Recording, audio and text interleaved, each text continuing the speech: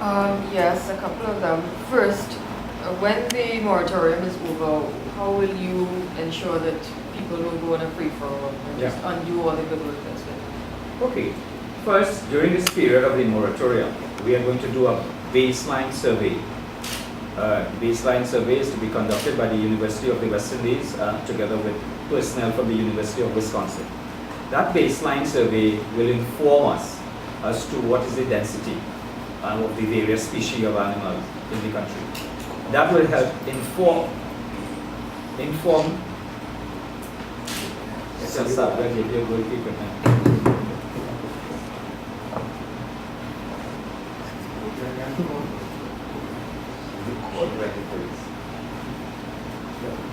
That baseline survey will give us an appreciation of the various species and their density per square kilometer. And on the basis of that empirical data, then we will have to fashion the appropriate mechanisms for the preservation and protection of the wildlife. So that therefore it is too early to say that there will be a free-for-all. There may be measures that will change the way we hunt, if hunting will be permissible at all. Are you entertaining making it illegal? I think that I would be it is the baseline survey that will help me make any decision in that area after, and that therefore when we get the baseline survey statistics, then we will have consultation with all concerned and make it a public document. I just wanted to, along those lines, I was a little concerned that Trinidad has no limit on how much animals can be hunted, and also we have no limit on how many permits can be issued. Yeah. Would that be taken into consideration after you do your Yes. survey?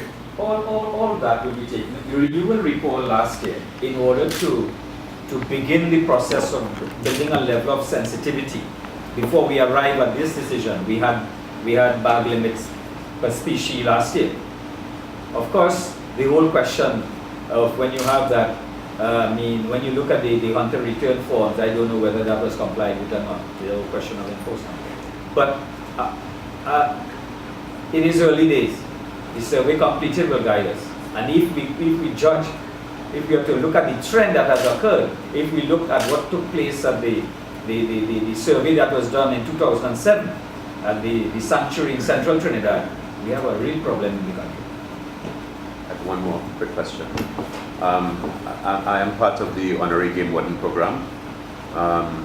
We were wondering, we heard some talk about the importation of wild meat from Guyana and other places. As an Honorary Game Warden, I was a little concerned because it would be very difficult to figure out who has legal and who has illegal wild meat. So I personally am a little, I would prefer you did not allow importation. Okay. Well, the zoological public health personnel, together with personnel from the veterinary department. I don't know the mechanics. I don't know whether or not you can in fact import, whether there will be need for the amendment of regulations or legislation. But what I do know is that you can have biopsy of animal carcasses, and that can virtually determine the DNA imprint.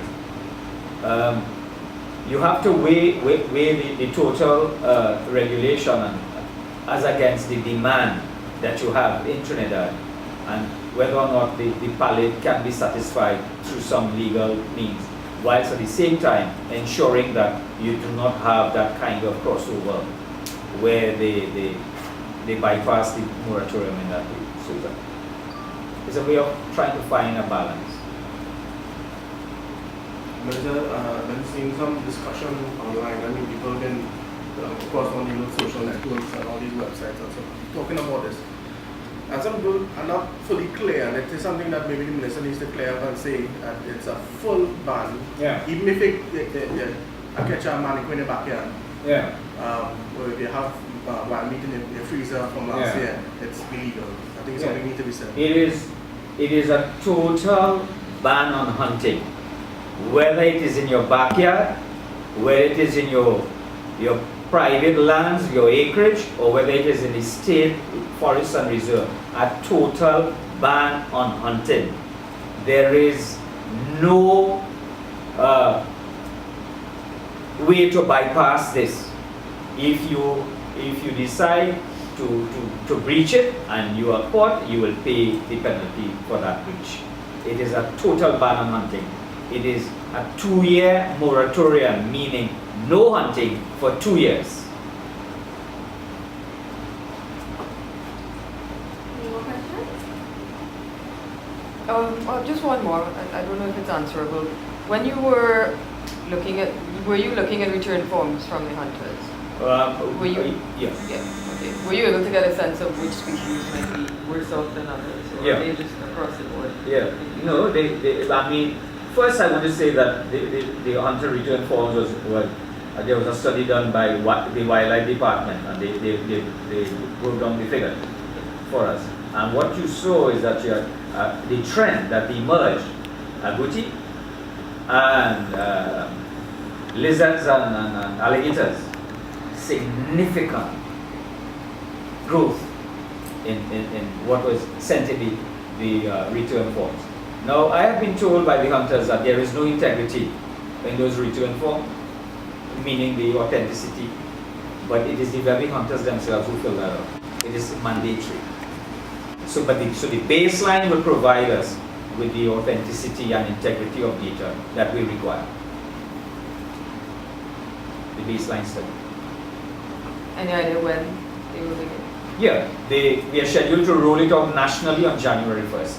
We're doing it during the dry season.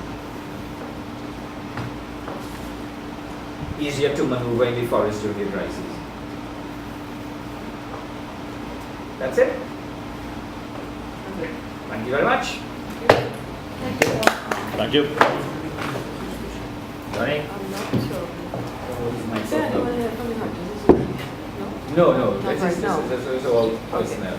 No, I mean, I intend to meet with the Hunters Association again. Which one? All of them? Well, there is the Confederation of Hunters, and is an umbrella organization, and I intend to engage them to participate in the baseline survey, and I intend to engage them with a view to ensuring those who have made a livelihood from killing can now make a livelihood from conserving. And the EMA has a plan that will roll out to the very itinerant people who hunt professionally during the season, not this sport now. Should I just add, we keep talking about the hunting groups, but I'm Director Papa Bois along with Mark here, that we keep hearing from hunters that actually support it, but I'm only hearing in the media hunters that oppose. There are a lot of hunters that actually are in favor of this ban. Yeah, I'm quite aware because the hunters they speak to me also, and they also indicate that their catch is depleting, and they are fearful of that there will be the local extinction. However, but the Confederation of Hunters, in which you have a CARICOM citizen, not a Trinidadian or Tobagonian, in charge of, in the island in which the president of the Confederation of Hunters come, you only have in that island left mongoose and monkeys. And I understand the legacy of that particular person's, I think their great-grandfather is famous for shooting the last Caribbean seal. Well, So, I don't want to go into that right now. What I do know, you only have mongoose and monkeys in the island. From And which the you monkeys live. are imported, and the mongoose is imported. Those are Yes. invasive species. Okay. Okay, all right, thank you all.